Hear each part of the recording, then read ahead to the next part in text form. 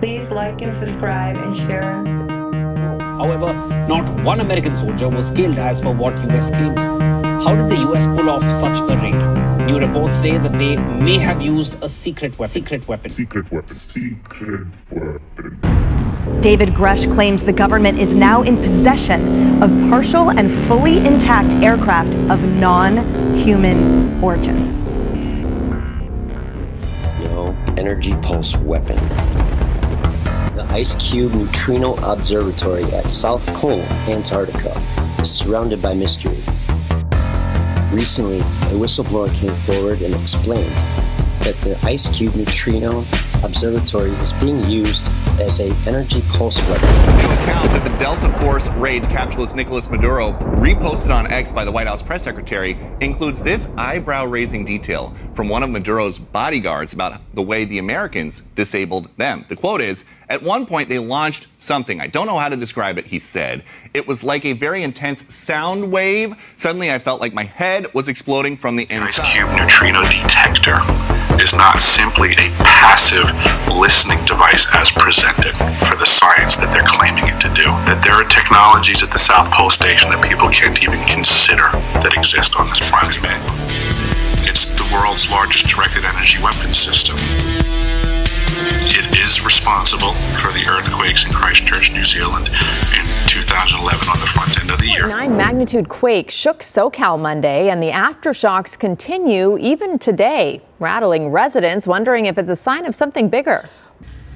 In the councils of government, we must guard against the acquisition of unwarranted influence, whether sought or unsought, by the military-industrial complex. The potential for the disastrous rise of misplaced power exists and will persist.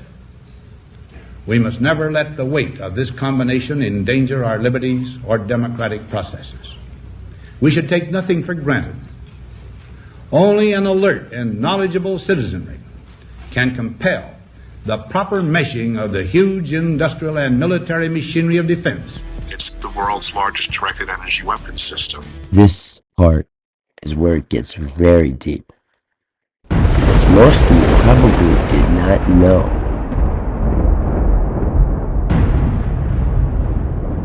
we did not defeat the Nazis. We actually recruited them. Operation Paperclip.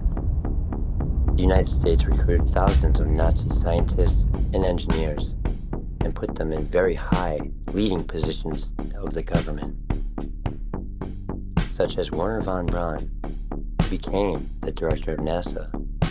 He became a legendary hero and was known for the father of space travel and well known for getting us to the moon.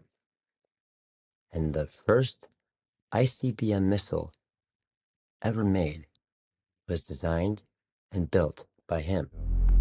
Let me share with you a vision of the future which offers hope.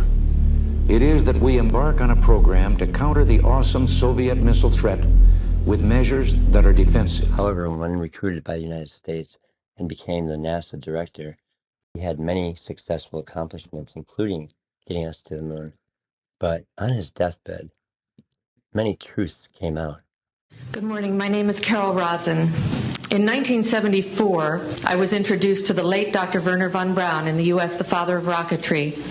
In my first meeting with him, during that first 3.5 hours, he said to me, "Carol, you will stop the weaponization of space."